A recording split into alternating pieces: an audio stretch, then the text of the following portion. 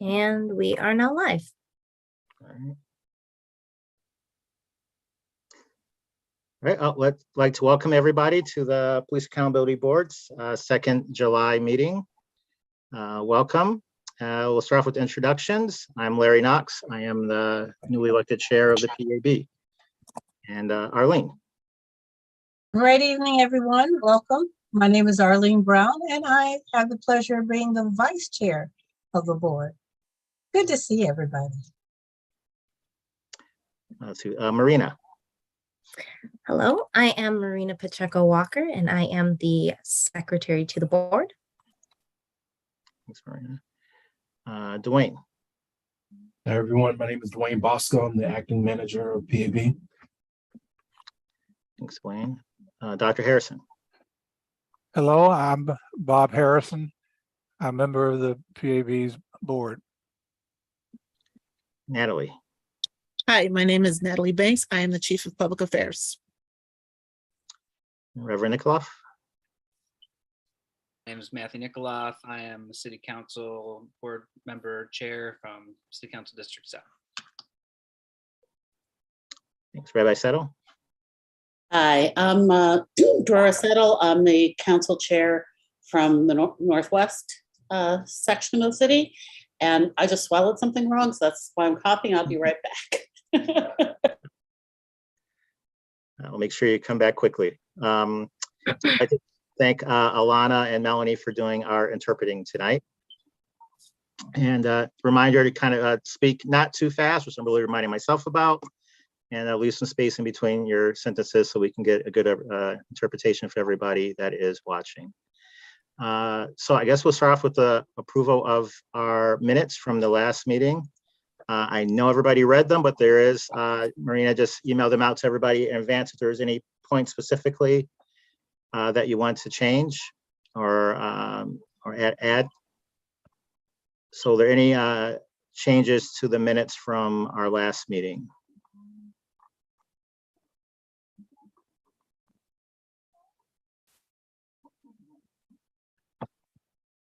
Take that as a no. All right, let's take a vote then.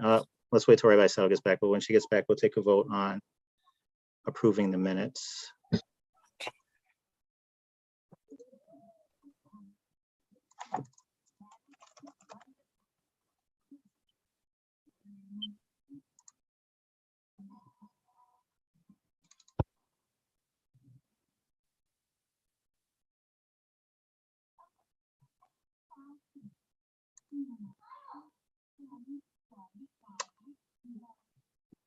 Let's start the vote at least. So motion to approve the minutes. I second. All right, Rabbi Settle, did you have any additions or changes to the minutes? Okay, good. All right, Reverend Harvey's joining. Let's give him an opportunity to ask the minute question. Mhm.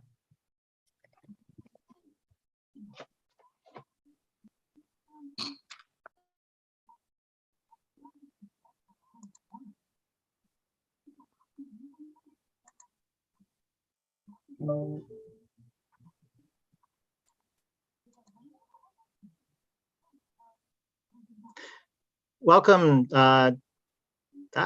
We had Dr. Harvey. Oops. Let's just do the approval, and then I'll, if there were any, if you had any changes, we'll reopen that up. But all in favor of approving the minutes, say aye. Okay, I see Harrison, Brown, Knox, Nikoloff, and Settle. Motion carries. Okay, thanks. And yeah, I'll ask Dr. Harvey, Reverend Harvey, when he gets back, in case he had any additions, we can open that up again. All right, staff report. I'd like to welcome again our acting manager, Dwayne Bosco, and Natalie Banks from Public Affairs. So Dwayne, if you want to start us off with the report. Sure. So this week marked the 1 month for us taking complaints. During that period, we took in 111 complaints. We are still going through them. As of right now, we've determined that 54 of them have sufficient information in order to proceed. Out of that number, 31 have been assigned to investigators, and 15 of those have reached the step of requesting the pertinent information from RPD. We requested that information, and as opposed to having direct access to the database, we wanted to have a quick turnaround and requested that the request for additional information be filled within 24 hours. They alerted me that they're not able to meet that turnaround time. So we will continue with additional requests on top of the 15 cases that we requested information about. There were also 5 requests from public affairs in regards to data that they need in order to carry out their investigations, and we were not able to retrieve those either. We have a scheduled meeting set up with RPD Chief on Monday, the 25th. At that time, they've asked us to bring up the cases wherein we have not received the necessary information.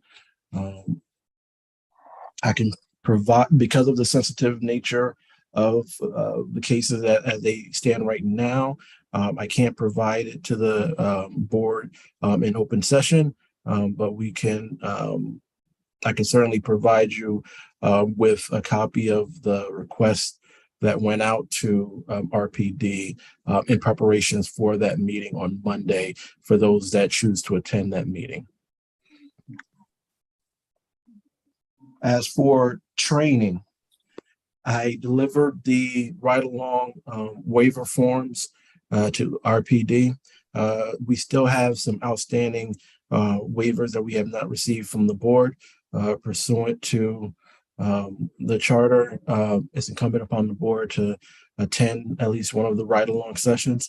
So the sooner you can get me those waivers, the better. I understand the sensitive nature of the information that is requested on the waiver, which is why I hand deliver them to RPD to make sure that that information is not being transmitted in an email or fax.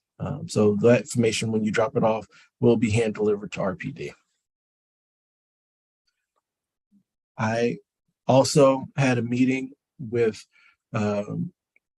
Chief Smith, Chief of Staff, Lieutenant Ince, on the 15th to go over additional trainings that RPD has offered for the board and for staff. They include roughly 15 items. However, only a handful, only 2 or 3 of those items actually require hands-on training, such as the firearm prism and other tactics. The rest of them are document-driven. So we are requesting that those documents to those topics be provided as soon as possible. And they range in everything from PSS, Standard of Operating Procedures and Overview, to special investigation sections, culture issues, bias-based profiling, and a whole host of other information that RPD has provided to CRB before.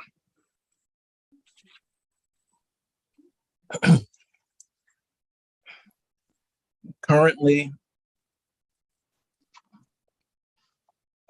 our case management system, iSight, is still non-operational at this point.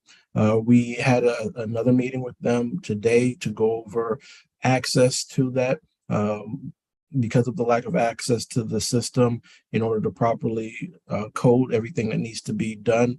That situation has been escalated, and we are hopefully to have that resolved soon. In the meantime, we are still moving forward with our interim system that's currently housing the cases. Hey, Dwayne, on that, is the hold up on, is there like a technical issue with it, or is it just time frame issue of us getting up? What's the, as much as you can go into detail, what's the hold up? There have been several delays in regards to programming issues that have arisen, and that situation is being escalated right now. To give you a time frame, we were supposed to have the necessary credentials in June, and we have yet to get the necessary credentials. So we can't even get into the system. So it's Right. We've had demonstrations. We've gone through the verbiage. We've gone through the case flow. We've gone through the notifications that that the system will allow to go out. We've gone through the public facing page wherein individuals can type in their information and get feedback on their particular cases. So we've gone through a number of the programmings with the case management system, but in order to properly vet it, we need the credentials in order to go in there ourselves to make sure that things are operational, and those things that needs to be changed or tweaked are, and that's difficult to do at this point in time because we still don't have the credentials. thank you. Dwayne, Yes. I understand that there's a software that the staff needed to further their operations with complaints and so forth. Is that software is that still outstanding, or is all of the software that the staff need, is it on hand now? Well, Or am I right in my thinking? Well, there are several different iterations of softwares that you could be referring to. So for instance, the VPN, the secure VPN from the city, that has been installed. We're up and running on that system at this point in time. So that's no longer an issue. As it pertains to the Wi-Fi, so it's the Wi-Fi and the hard lines for that? the hard lines, I'm sorry, the Wi-Fi is still not there. They're still working on the Wi-Fi. Yeah.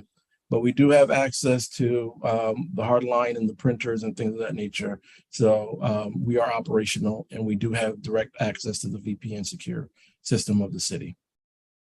I'm actually referring to a software. I had a meeting earlier this week with people who, some citizens rather, who really follow our meetings. And actually, I was not aware, but they brought it to my attention that in the sense that we could not move forward, that there was a software that was holding up progress. And they asked me, had whatever software was holding us up been acquired? And my response was, I did not know, and that I would speak that in this meeting, and I would get back to them. I do think it's important when citizens of our community ask us questions. One, I think it's good that they really follow and support and believe in the board. And some of them are really keeping up with what our progress is. And it's important that we get back to them with answers when they come to us. And so I don't know if I'm referencing a particular software that you've already mentioned. I don't want to hold it up, but that's my reason for bringing that up. No, because I'm not familiar with any software that's holding us up with taking in complaints and reviewing those complaints. So we have the interim case management system that's up and is operational right now. We've taken in over 100 complaints, and we're able to document our case log in that system as it stands right now. Okay, thank you.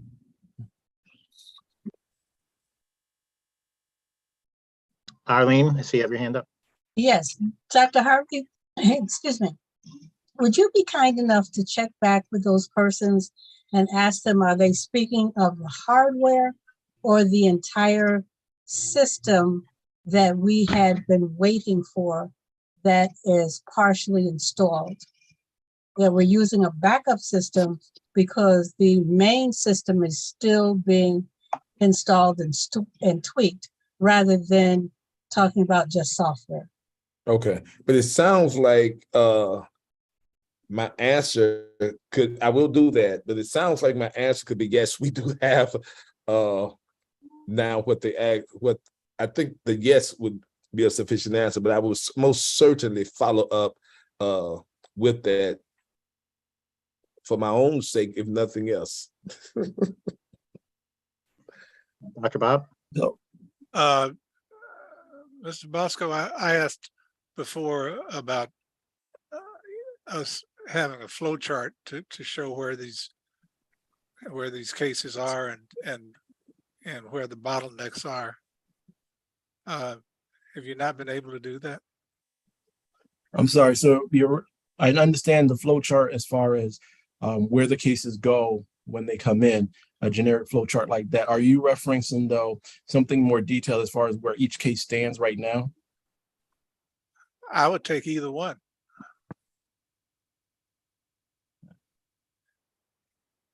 If you could throw it up, Marina could share the screen. Because of the sensitive nature of where of the case information right now, we won't be able to share cases that we have an open investigation on.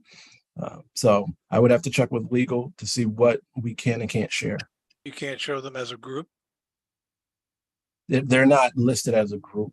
They're listed with the individual reporters' names there. So I don't want to disclose that on open channels at this point in time. I understand that, but somehow or another, you've got to be able to do this. Mr. Chair, if there's a way if we need an executive session, we need it, but yeah, I'd like to know where the bottlenecks are. Yeah. And if there's a way to do a report, I mean, maybe Dr. Bob, maybe me, you, and Dwayne, and whoever else from the board might be interested in kind of looking to see doing a couple of designs of what we want that to look like, where it's like, we have 47 cases in, like what you gave verbally. If there's a flow chart that says, we have 12 cases that are this far, 13 that are this far, 6 that are at this point without any names. I think that would be helpful. That way it's not saying who the people are, but it's just, saying how many there are of each at each point of the line. Okay.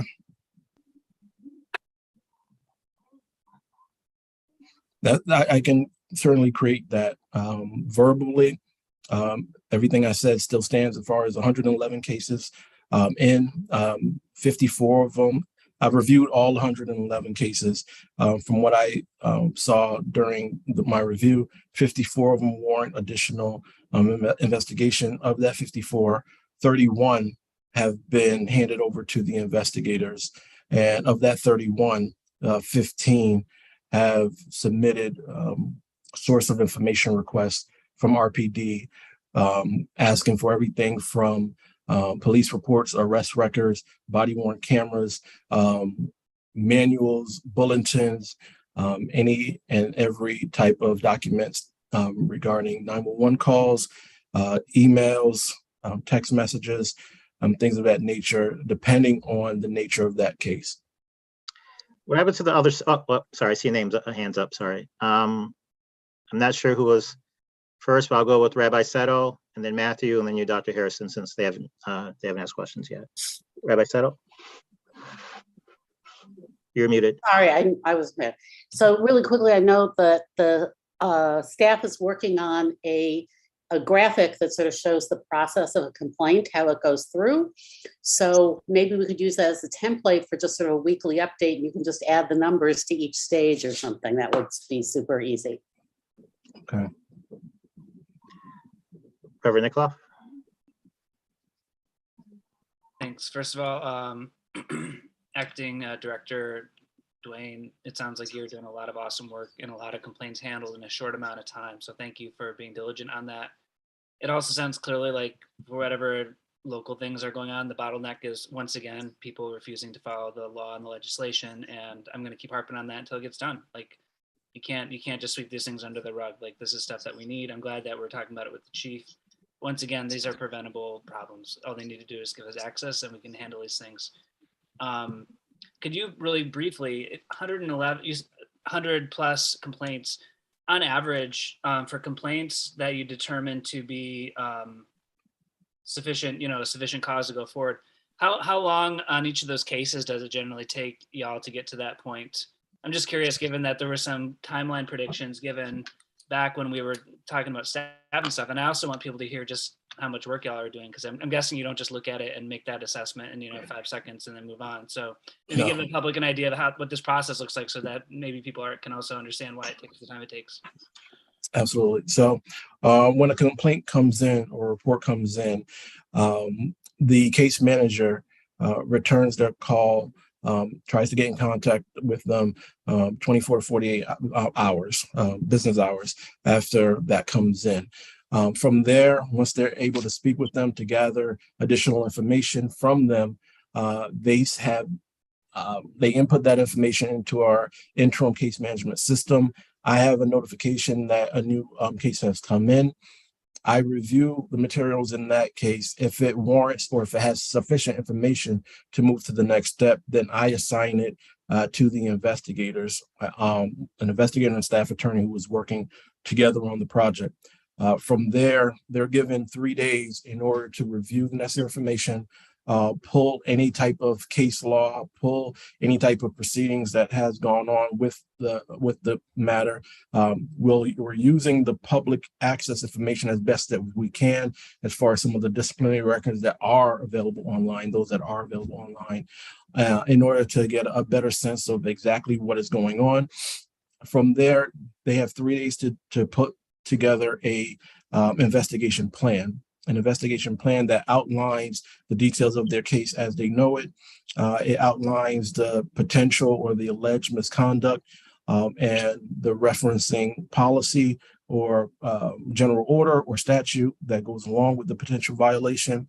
And they also draft a source of information request that outlines the evidence that they're going to need to have access to from RPD, the systems, whether or not it involves iPro or shooter, or what have you. And then from there, they give those reports to either myself or the deputy chief of investigation for review to make sure that it's a sound plan. And then from there, we are transmitting it at this point, transmitting those requests to RPD.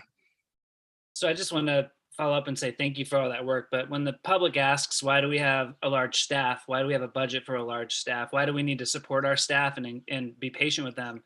This is within the first month of being open. They're already investigating over 50 cases, 15 plus are being held up by illegal obfuscation by the RPD and others.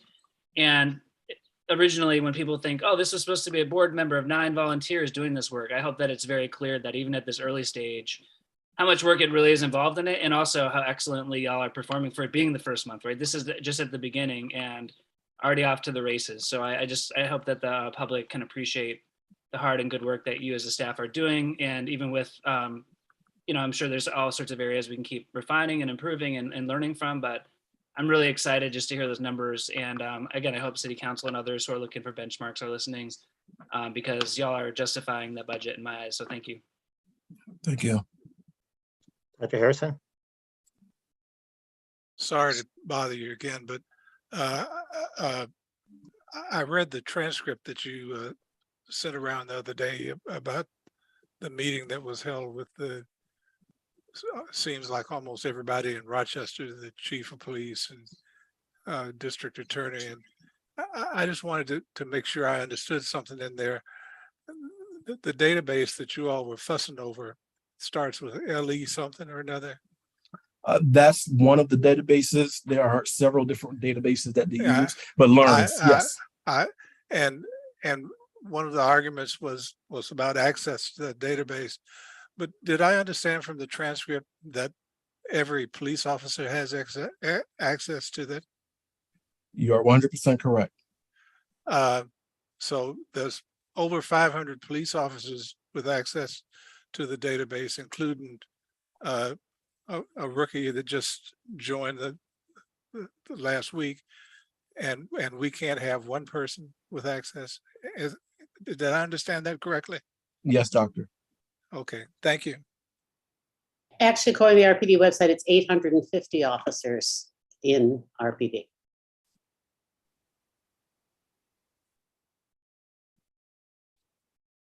So I was wondering, for the cases that don't proceed, which is a little over 50, it looks like. Now you can break down each one, but what are the largest, for some like the 3 or 4 largest bunches of those, why didn't they proceed, and what happens as follow-up to people that you are able to follow up with that put those in? Sure. So the largest amount are cases that don't provide enough information and that our case managers are trying to get a hold of them, either through the email or the phone number that they left, in order to re-engage them so that we can get sufficient information to move forward. That's one aspect of it. The second aspect of it are cases that falls outside of our jurisdiction. They submitted the case, and we're looking at RPD officers, interactions with RPD officers, and their particular case involves the sheriff's department. So in situations like that, when we review it, we have to refer it out. But before we refer it out, I'm glad you brought that up. I have to bring it to the board because the board has final decisions on adjudicating that matter to say that, yes, this is outside of our jurisdiction. It should be closed and referred to the proper authorities. Thanks. Anything else in your report? I know we started asking you questions as you were going through the report, other points you didn't get to yet. No, only to indicate that we have the meeting with RPD on Monday, the 25th. We also have a meeting with the District Attorney Sandra Durley on the 3rd. So we are making the necessary attempts to move forward and to get the information and work collaboratively with everyone that is involved. On a lesser note, we are still having some issues with budget approvals. So I will be reaching out to, I have already reached out to James Smith in regards to signage and getting that cleared away so that we can have the proper signage up on the building, as well as have a meeting set up to discuss some of the hiring freezes because we need to move forward with that. And that concludes my report. Well, right quick, can you tell us some of the things that are in the budget request that you're having problems getting approved, or have you done that? Sure. So signage is one. Payment on pre-existing contracts that the budget freeze is not supposed to affect. These are contracts that were entered into before, that the work has already been done, and we're paying incrementally, and we're having some issues regarding those paying on those contracts as well. So those are the two biggest issues that have come up regarding the budget freeze that it should not have affected. Can I ask this? And this may not have anything to do with your report. And if this is not the proper time to ask this question, and I'm asking for the shortest answer possible, but can you tell the board, can you give the board an idea of the morale that's within the staff while as all of this work is going on? What's the morale? What's the temperature there? And that's my question. What's the temperature? What's the morale? As the work has increased, the morale has picked up. Okay. Okay. All right. Thank you. That was a short answer. Let's say, I don't want to put them on the spot, but Matthew, do you want to talk like a tiny bit just about the idea that you had? I know there's one of the staff, I know you are hopefully are willing about to be connecting, or just, as a board, we do take an interest in. It's a high pressure environment. We want to make sure that we're helping provide, some backup to the day-to-day work. That's, well, go ahead, Matthew, just talk a little bit about your idea. Just very briefly, because I want to make sure we've had a chance to work with our senior staff and also junior staff to formulate this, but we talk a lot about culture and how important culture and RPD is in order to not just make technical solutions, but also to make sure that there is an environment that enables everyone it's easier for everyone to do the changes and to embrace them and to create a different culture. And I think the same, goes for the PAB. We want to make sure that as we do this great work, that we're also taking care of the people who are doing it, and that we're creating a culture of transparency, compassion, care, especially the more secondary trauma and primary trauma that is absorbed in doing this very difficult work and reviewing very, very difficult cases. Lots of amazing and passionate folks who are working for us. And just the pressures of the day, we want to create some structure, some routines, some rhythms of life, and some ways that that staff cannot just build community for the sake of it should be enjoyable and fun, but also for the sake of supporting one another and creating a network of support. And so, we've created a very broad idea of what this might look like. I've submitted it to some of the senior staff and to board members, and hoping that we can get together and talk about it. But in addition to having, and back in the day, police have chaplains, fire departments have chaplains, and this is a non-religious organization, and we're not going to impose any particular religious tradition on them. But I do think having some sort of way of meeting the emotional, spiritual, and interpersonal needs of our staff so that they're able to continue to do this work without suffering from the same kinds of trauma and burnout that we often see from many people working in high stress environments is really vital. Not just because we want the work done, but because we want to take care of these amazing human beings who are doing this great work for us. So yeah, we're going to be meeting and talking about that, hoping to bring in some different ideas and opinions on that to make sure that it's as non-burdensome as possible, but also that it helps to create a foundation that is sustainable so that we can keep doing this work for a long time. Because as you heard the acting director say, there's a ton of cases to hear. There's a lot of work to do around that. There's a lot of resistance and a lot of publicity that goes into this kind of work. Much of it is misleading and sometimes traumatizing to hear, right? To hear people saying untrue things about you in the media when you're putting your heart and soul into it for the sake of the community.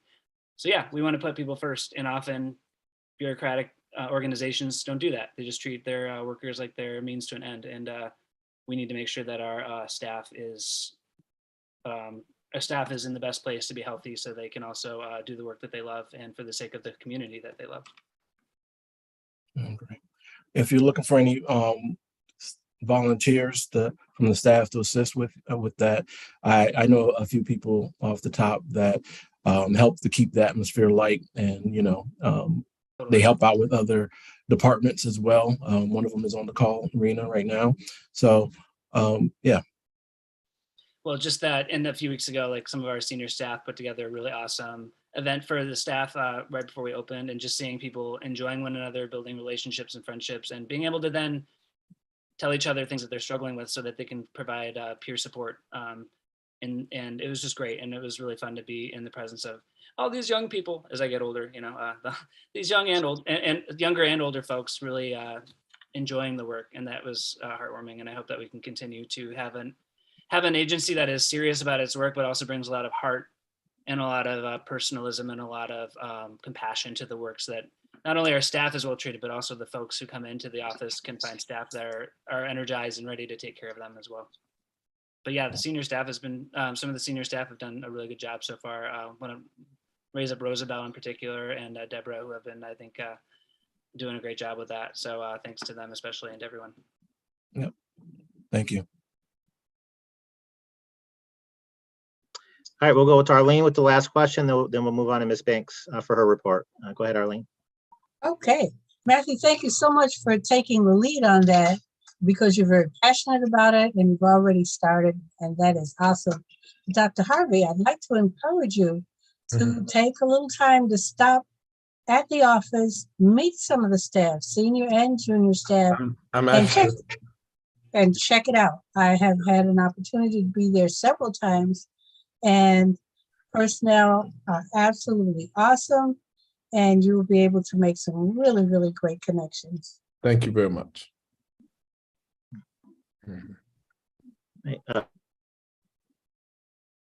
So you put your hand up, or that. Yeah. Can I just throw in a little reminder that we are requesting that the board come in for some social media sessions, a little get to know you between that we can record for public affairs. So if you are able to, please let me know your availability, and that'd be a perfect thing for you to come by and do. Marina did do a gentle second reminder in our email, I think, this morning. So if you haven't had a chance yet, please try to get in. Or they can come out to you too. I know that they're pretty flexible. All right, thank you, Dwayne. Please stay on if you can. And Ms. Banks, the floor is yours. Awesome. Thank you so much. And good evening. So before I start my report, I'd just like to let everyone know that this is the report for the Public Affairs Division, and the Public Affairs Division is comprised of two teams. That is a community engagement team and also a communications team, which is made up of a press officer and a social media manager. I'll start with the community engagement report. So when our Deputy Director of Community Engagement started, Mozart Guerrier, when he started in May, one problem that he identified was the fact that many people in the public, he cited at least 75% of the community did not know who PAB is or what it is that PAB does. He developed a 45-day plan from launch forward to work strategies that would increase awareness, as well as reports coming into the PAB. The first strategy, excuse me, is engagement of the community at public hubs. So these would be libraries, art centers, NSCs, and small businesses. Strategy number 2 would be to establish any partnerships with community leaders. And Dwayne and I are taking the lead in that. We have a bunch of meetings scheduled beginning in August and September to have a bunch of meetings with community leaders to talk about what the PAB is doing and how those community leaders can fit and partner with the PAB in its work. Strategy number 3 is to attend community events that attract the most impacted demographics. Some examples of this are attendance at La Marqueta, most recently Rock Jam Live, and the Pride events that have been happening. To date, the team has distributed over 600 flyers since the soft launch on June 20th. Our target in terms of engagement is to attend and conduct outreach at least 60 events between 2022 and the end of fiscal year in 2023. PAB staff has participated so far in 8 events since launch and are on pace to reach 80 events by the end of the fiscal year.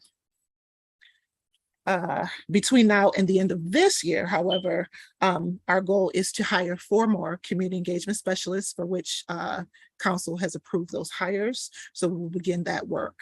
And also conduct even more grassroots engagement by leveraging the relationships that we've been developing with community leaders. The second goal is to develop a community education program. So these would be workshops on various types of misconduct, how to file and strengthen a report. I think Dwayne talked about the number of reports that came in that were missing information. In response to that, Michaela had made a post on how to strengthen a report, things that you could include, specific details that you could include. And so we want to take that from out of PAB and social media and take that into the community. So not only will we be talking about how to file a report, but how to strengthen it and how to make it a good report so that we can investigate it thoroughly. And then also like the history of policing in Rochester and just various types of workshops to be able to provide to the community and in the way of community education. On August 4th, the team is having a training led by ACLU, and that is going to be on protest monitoring. The ACLU has a protest monitoring program, and that is something that I want to bring to the PAB. So we're actually being trained on that on the 4th. That's a service that I would like the PAB to provide to the community. When the community is having a protest, we would just serve as monitors, and make sure that they're safe. And they could file a report, they can file, complaints, they can get what they need for us right there on site. Again, we're just there as witnesses and as monitors, not to participate in any way. So gaps we've identified. So far, we have identified since launch that there is a very low engagement of the Latino community on our part. The plan is to work with leaders in the Latino community to assist us in developing an engagement plan that is very specific to that community. The other thing we plan on doing is developing a partnership with the Alliance. Mozart is going to be meeting with Shirley Thompson, who's reached out to us as the new outreach coordinator for the Alliance, to talk about our work, our engagement plans moving forward, and how that work is in alignment with what the Alliance is doing, and we can partner along those alignments. My next report is on social media. There's a very long and detailed report that Michaela gave, but unfortunately I don't have enough time to share it, but I will send it via email. She's done some amazing work on our social media, so I thought it was really important just to pull some key items from that report. So Michaela started in January of 2022, and our website launched in, I want to say the website launched in August. So from, so I don't have the data from August, but from January when she started to today, the PAB gained almost 6,000 new website users. Monthly site traffic growth, and this is month to month average, the growth average month to month is 112%. And the site traffic since our launch, we've increased by 1,400 users. So since June 20th, 1,400 users have come to visit our website. And again, like I said, there's a much more detailed report that Michaela has provided me, and I will send that via email. And if there are any questions, you can tap me and we can have Michaela come on next week or next month to give more detail about that if you're interested. Natalie, Yes. I had a question, but I see Rabbi Settle had her hand up too. Oh, sure. So if she wants to ask hers, and I'll ask mine after that. Just relate to what you just said. That's my question. Then I'll see what Rabbi Settles is. Okay, so two things. So one, I hope we can have what you just told us in writing, because that would be enormously helpful for those of us who are visual rather than oral learners. And I think that some of the programs you've raised issues of policy that maybe the board should also be discussing.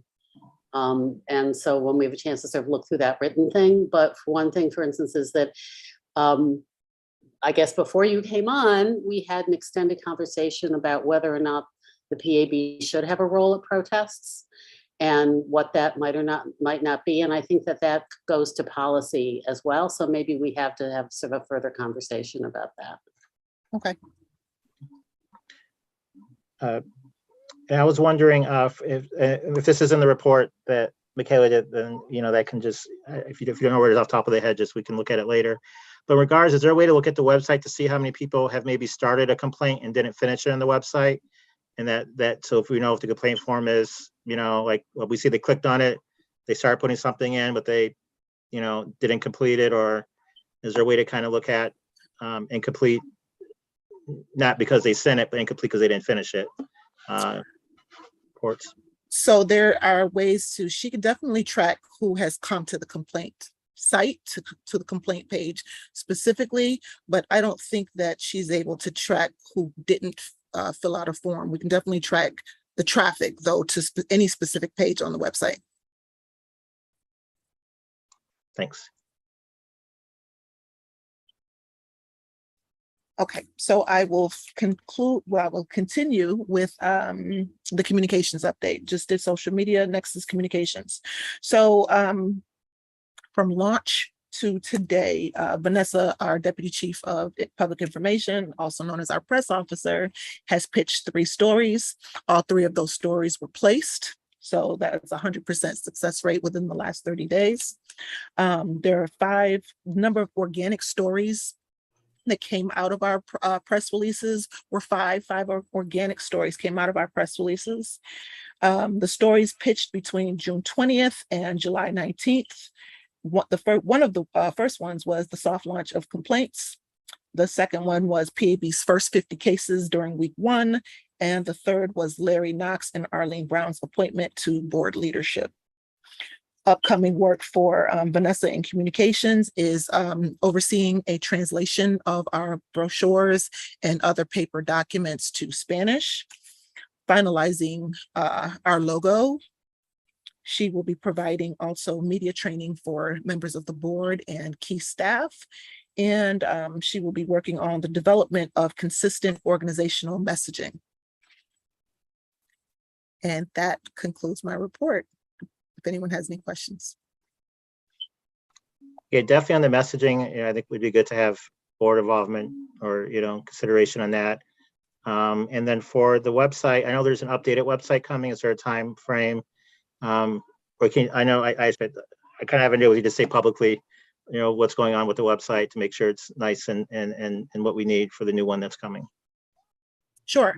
So the biggest holdup on the website, I mean, we are not in the testing phase yet, but it's still in development. And the biggest thing that we're waiting on is whatever access we need for eyesight. The eyesight integration with the website is very, very important. So we can't launch the new website without the eyesight integration. The whole point of developing the new website was to integrate what we are doing on social media and the web with making it very easy for folks to file complaints online. So eyesight is the biggest holdup on that end. And then the other piece, we were waiting to be able to get full investigatory powers in order to do a big broad launch of the website. But I guess it would be up to Dwayne and members of the board to decide if we once we get eyesight access, whether or not we just launch the new website in full without the investigatory authority at this point. So I guess that's a conversation for the board at this point. Arlene and then Dr. Harrison. Yes, Natalie, I want to thank you and your team for doing an awesome job getting out in the community. I know that your staff is small and you have a lot of territory to cover. One thing I would like to encourage the community to do is to contact you if they have organizations are having meetings or they want people to know more about what's going on, because Mozart will show up with his computer and a list and a litany of information that he is able to share in a way that is extremely understandable for all who are there.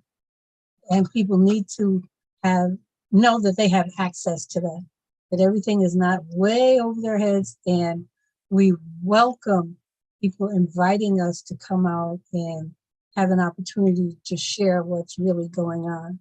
And if the rest of your staff is anywhere close to that jewel that you have at the top of the line, you have quite a staff. Thank you. I do. Thank you.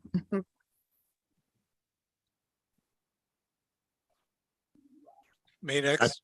Yes. Hi, Natalie. Hi. A couple of things. One point that I thought was really important and useful that came up last night during Mozart's presentation to the Alliance was that there are other foreign language speaking groups in Rochester, Mm-hmm. in addition to Spanish speaking and even in addition to Arabic speaking.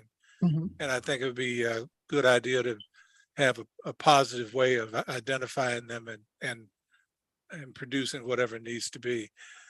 The question that I had, two questions that I have regards the website.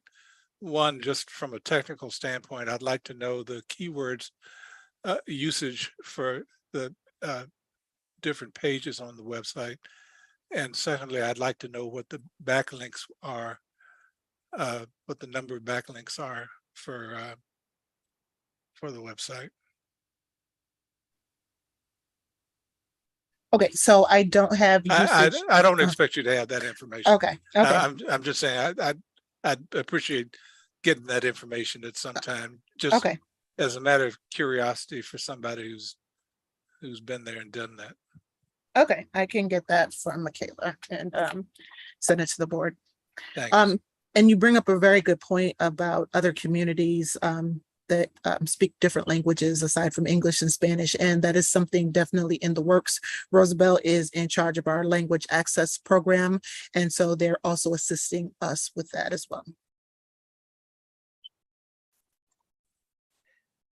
Can you tell people, Natalie, the process if they want us to come out or they have more information they want from the PAB, like things mailed to them or flyers or coming to a meeting, what they have to do to get somebody to respond and to get out? Sure, sure. So for now, they can email the PAB inbox, the general PAB inbox, and those emails will be forwarded to me. Just pab@cityofrochester.gov, pab@cityofrochester.gov, just requesting some outreach. And also on our current website, there's a page where you can request outreach as well. So they can go to rockpab.org and they can go to our community engagement page where we have a form they can fill out to request outreach or request our attendance at an event they're holding or something like that. So they can reach us both ways. If somebody isn't easily on the internet, is there a number they can call also? We don't have a specific number for community engagement and outreach at this time.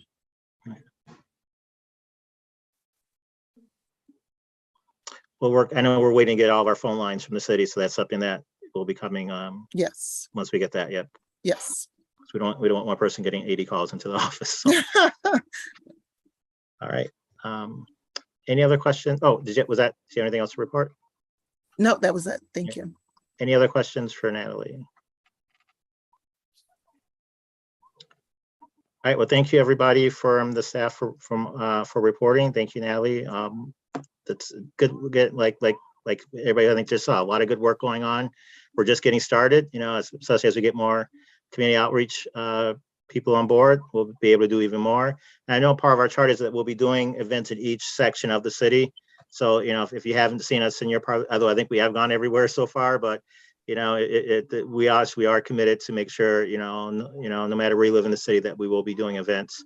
And if you haven't seen us yet, just reach out and we'll make a way to get over there. And Dwayne, Ashley, because I know we had a couple requests from the board, but if you give us a written version of that Natalie, and attaching Michaela's statement, the same with you, Dwayne, that written report that we talked about just for the board. If you give it, send it to us tomorrow, that way it could be updated with whatever comes in during tomorrow. So I'm assuming we'll have a few bit higher numbers, but yeah, the detailed written report will be good just for the board, especially when we're out at meetings, and we can have that to reference if we missed it while taking our notes. Okay. Absolutely.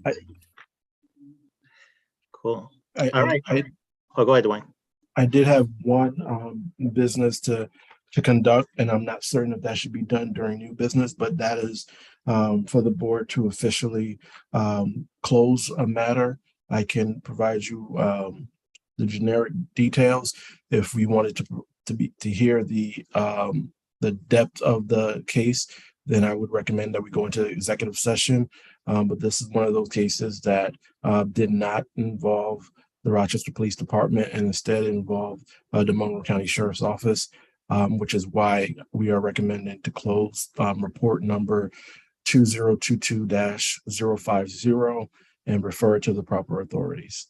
So let's save that for new business, and maybe for right now, because we have to figure out when in our agenda is going forward, we'll do that. But I think right now it'd fit for new business. Okay. And but yeah, going forward, and maybe we'll make that a separate. But for now, let's do that for new business. Okay. Before I get to the chair's report, I do want to move back. Reverend Harvey, as you were getting on, we did the minutes approval. I wasn't sure if you had any additions or subtractions to the minutes, because we can open that back up if you did. But if you're fine with the minutes, we can just go forward on that. I wouldn't dare hold us up due to my lateness, and no, I wouldn't dare hold us up. Thank you. All right, we'll keep the minutes as they are. Thank you so much. Yeah, no problem.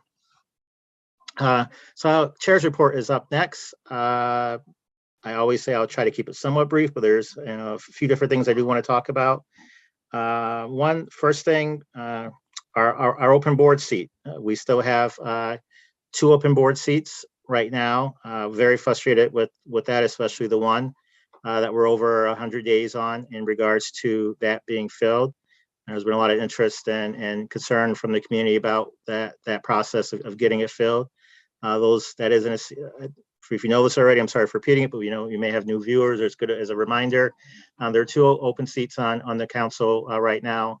You have 60 days under the law. The city council has 60 days under the law to fill an open seat from the day that seat became open. My seat, there was 2 seats a couple months ago that were open, or actually more, 100 days ago that were open. One got filled pretty quickly, and that was the seat that I got appointed to. But another seat was also open around that time period and hasn't been filled yet. And that's one, and my seat was the council seat.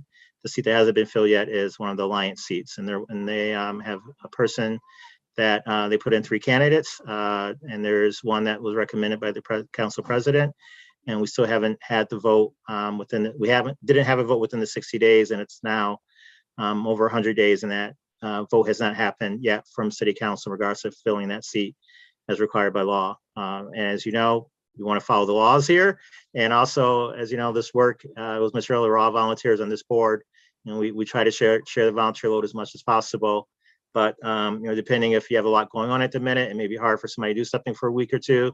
But it's good that we have 8 other board members. The idea is to have 8 other board members that also, could carry the load, or 7, depending, if 2 people have something going on at a certain time period. But being down to 2 open board seats and all of us not being able to put in 40 hours a week on every week. It's a burden, and especially as we get to having to make decisions on cases, and as we get our panel set up, and as the work continues with this board, it's becoming, already is, and like an undue burden for us to be able to do the work that we want to do, and not having that seat filled. This was constituted with 9, and we should have 9 seats. There has been, I think, some positive progress from conversations that have been had over the past week. It was disappointing this didn't happen earlier in the week at the city council meeting. But since then, I think, and before that, there's been some good progress in regards to getting at least to 1 seat with 5 votes at least to be filled. And then we're still within the 60 days on the 2nd seat. But again, this is not really acceptable. I take out real, this is not acceptable. It's within 60 days. It needs to be filled. If there's process that needs to be worked on in the future, that's something that could be discussed. But right now, as the charter says, and as council understands, we need that seat filled. The Alliance, is supposed to have representation. They've done their part in getting the name in and the names in, and we need that filled. So we're continuing to work on that. We'll be following up again tomorrow with council to see where they're at on having that seat filled.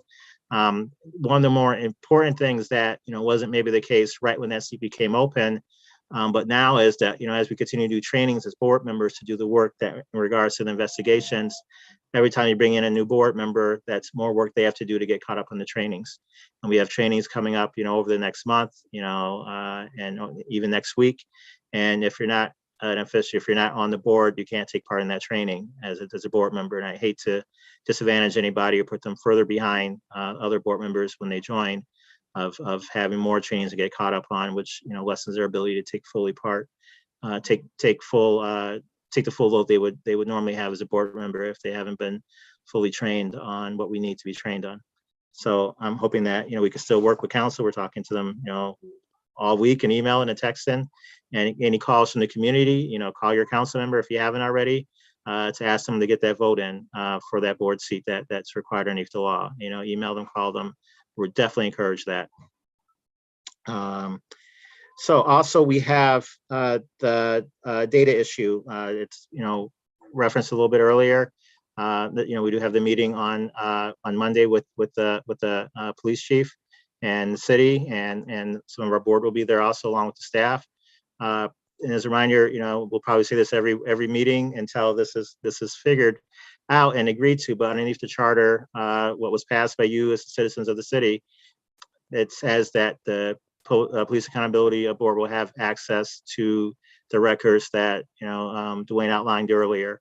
And it's our understanding, I think everybody's understanding that was in those rooms and part of those conversations, that meant our own access and not having to wait for the police department or the city to decide when they're going to give us the information that we're required to have under law. It's not they could give it to us, it's that we have the access. And as we get into investigations, that means needing to have a quick turnaround. If you have a complaint in and you want, that complaint investigated, if it gets to that stage and you want a quick and reasonable explanation of what's happening with your case. And if you're an officer that's, has an accusation against them, and you want that, you don't want that being drawn out for 6, 9, 12 months, longer than it needs to be. And that part of that process is us having direct and quick access. We asked for a too long turnaround of 24 hours when really if we had it ourselves, that would be, instantaneous, and already, it's 24 hours is not happening as a turnaround time. And it's my understanding that, RPD doesn't have a problem giving us with that access. It's, the city disagrees. So, and that's part of the conversation we'll be having Monday. But I think part of the city's understanding is, they feel that we will get, quick access. And if we're not getting a quick turnaround, that proves our point. But we'll have the meeting. We're talking good faith still about this. And, we're doing some more, work and research on the understanding of what that law meant when it was passed. But I think it's pretty clear from people that were a part of that process that access meant us being able to have access to the databases that are needed, the same that everybody who's, on a police officer in the police force has. Our board wouldn't have access to that. The majority of our staff wouldn't have access to that. It'd be very, very closely held access to the members of the PAB staff that would need that access to do the work. And that is something that we are continuing to fight for. And, we need help from the public to, remind our city government that needs to happen. Also, the investigation is still going on into our executive director. We can't really talk much about that publicly because it is an investigation, but just because I know people are wondering about updates, that is still going on. The investigation is still happening by the law firm that got hired to do that. Whenever we get correspondence in regards to that investigation, that's forwarded on. If the board gets correspondence in regards to the investigation, we forward that on to the law firm doing the investigation and to the city legal department. So anything that's come in regards to that those are the appropriate bodies to respond. And as soon as we have more of an update that we could talk about, we would always share that, but that is still an ongoing investigation. Any questions from the board on the report so far?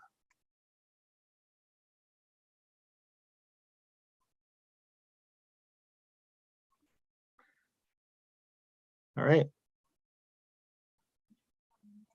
Next on the agenda is we have a policy committee update and a training committee update. So we did make a decision at the last meeting to establish a policy committee that Dr. Harrison will be the chair of. We are I think there's talks of having a kind of a work session with some of the staff. Well, actually, sorry, your report, Dr. Harrison, but we have a policy committee if you wanted to tell us your thoughts about as we're moving forward on it.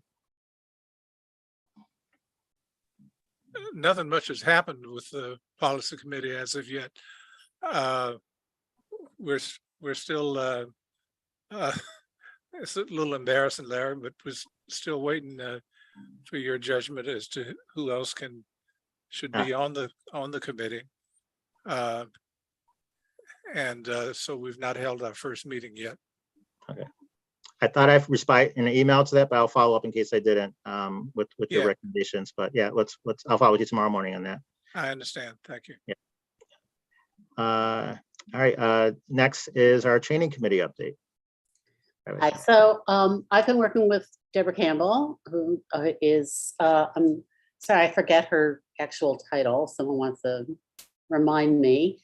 She is the Director of Staff Support and Development.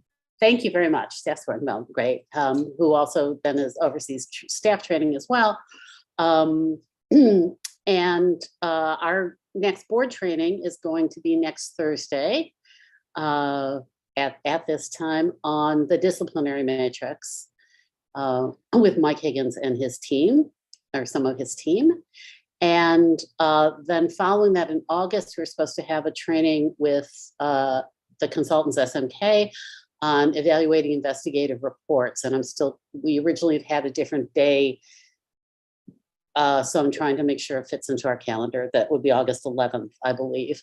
Following that, we're gonna start working through the other training topics that are mandated by the charter. And so I will keep you posted on all that. The other thing I want to flag also is that Deborah sent out email to the board today about trainings for the staff on Mondays that we're welcome to participate in, and she sent out that calendar. So if that's of interest, please look at it. Thanks, Rabbi Settle. And again, we had a lot of trainings coming up. I really want to make sure we have as full a slate as possible as board members to take part in that. So they are fully able to do the job, and the community is getting what they voted for. The one thing I want to say too is these will be in person, but we now have capability to be hybrid and have Zoom as well if it's needed. Thank you. Any questions for Rabbi Settle? I just have a comment. As somebody who's Zoomed from home at the last meeting, it's really difficult to follow the discussion. We need better acoustics in those rooms. Well, the system is not actually set up as it's supposed to be yet. This is kind of a stopgap measure. So we'll sort of see what we can do to improve the audio. Yeah, that there is some set. I mean, I think Roosevelt probably explained it better, but she's not. But there is supposed to be a natural setup for those meetings with Zoom, where the volume and there's a speaker and all this that will make it easier for people in the Zoom to hear it in the room. But that's not set up yet. But it's, they know it's an issue.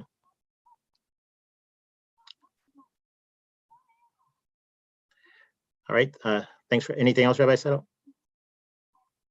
All right. All right. Thank you.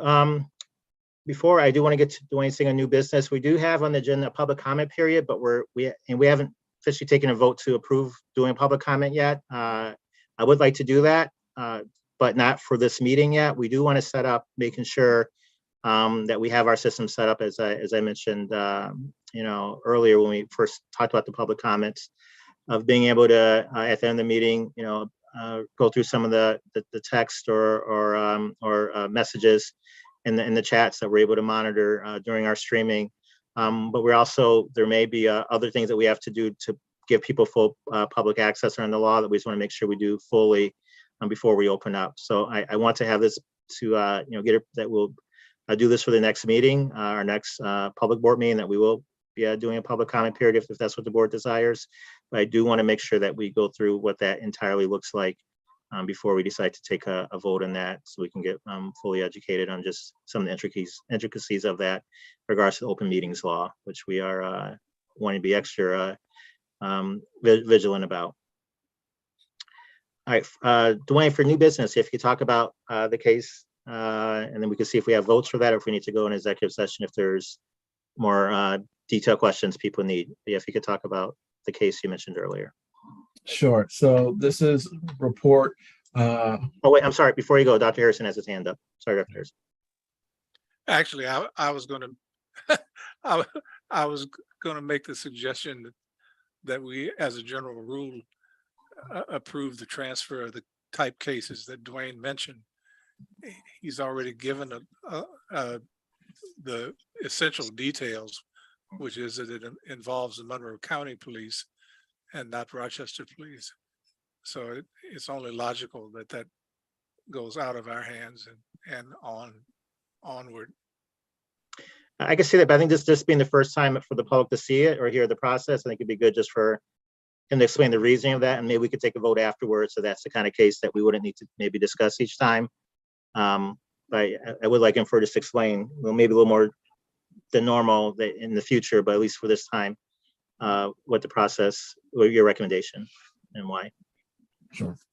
So pursuant to section 18.3, subsection C of the charter, establishment and jurisdiction provides the board shall investigate and adjudicate complaints of misconduct against Rochester Police Department. With case number 2022-050, it involves an individual that was arrested by Rochester police officials. However, he was transferred to the Monroe County Sheriff's Office wherein the alleged misconduct occurred. Because the alleged misconduct solely involves the Monroe County Sheriff's Office and not RPD, it is our recommendation that we close this case,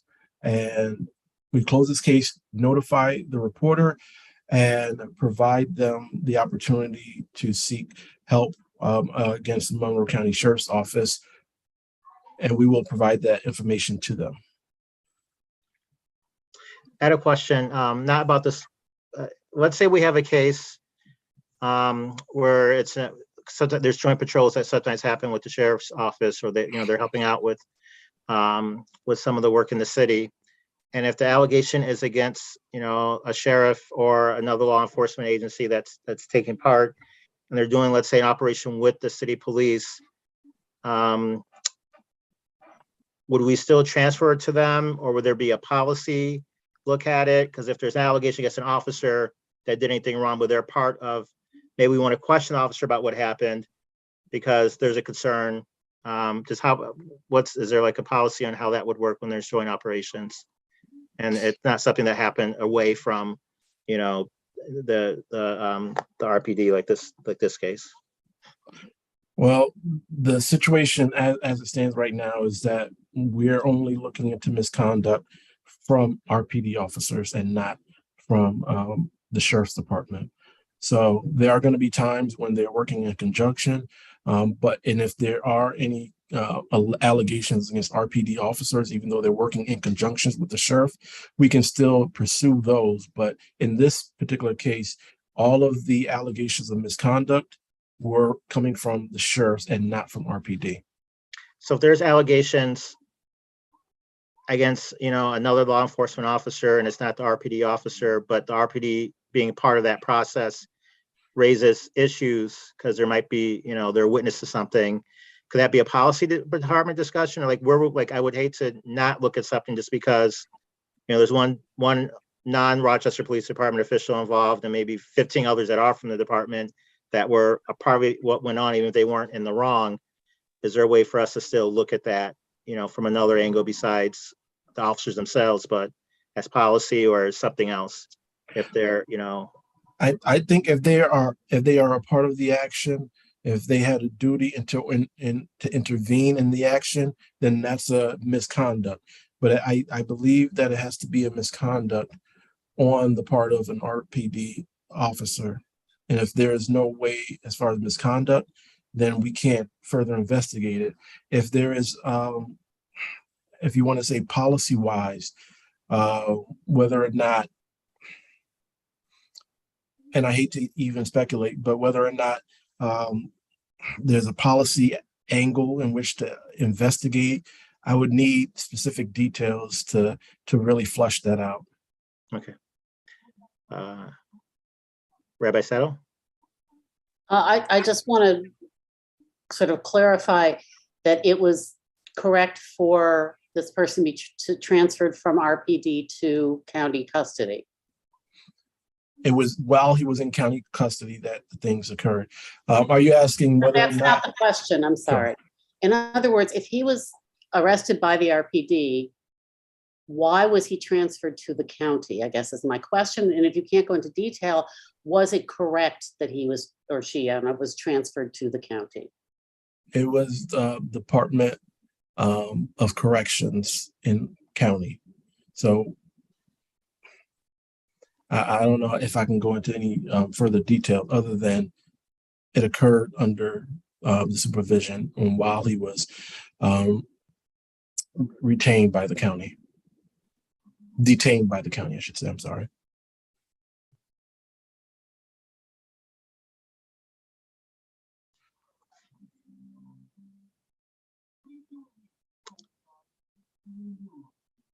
All right, so any other questions before we call for the vote?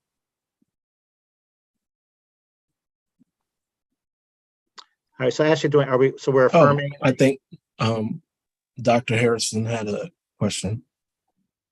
I just want to reaffirm the question. I was about to ask that question. Are we affirming yeah, go ahead, Dr. Harrison.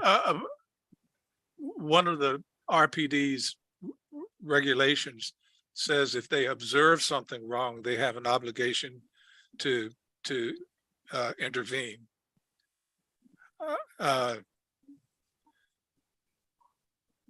You're saying that the RPD officer did not observe the incident. Right. Thank you.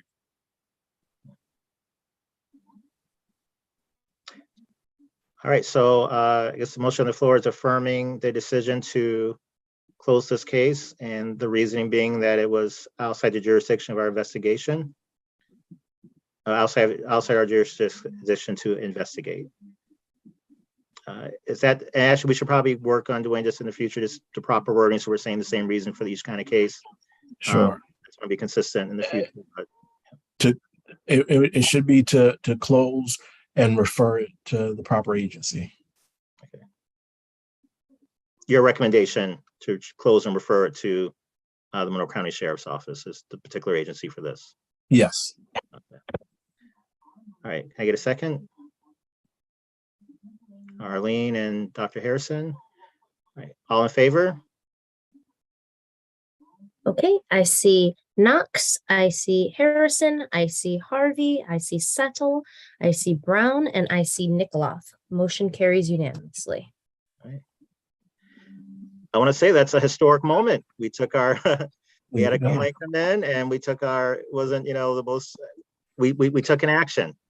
You know, it's not the one that maybe affected people. If there was betting what the first action would be, it may not have been this one, but you know, this is our first action. And I'm glad, Dwayne, that you also explained that resources and other options for that person, you know, that those are also given to them. Yes. As part of, and staff has mentioned before, as part of the complaint process, if we can't help you directly, we'll refer you with other options. So you're not, you know, leaving the call or the conversation empty-handed. Absolutely. Thanks. Any other old business? Anything else anybody wants to bring up? Are we allowed to end before 8 p.m.? That could be. Thank you. All right, everybody. Motion to adjourn. Thank you, everybody, for your time. Thank you. Yes. Thanks. Bye. Thank you, Marina. Thank you, interpreters. You have to Thank you. vote on the motion. So yeah. move. So, all in favor? Right, I said we can't have a meeting without you correcting us on something, so I want to keep the tradition going. At least I didn't ask for a second. All right, there we go. Good night, everybody. Wait, do we need to return to the meeting? I don't know. No, we're still, we didn't go to executive session because there wasn't any detail. Okay. Yeah, you didn't miss that. All right, good night, everybody.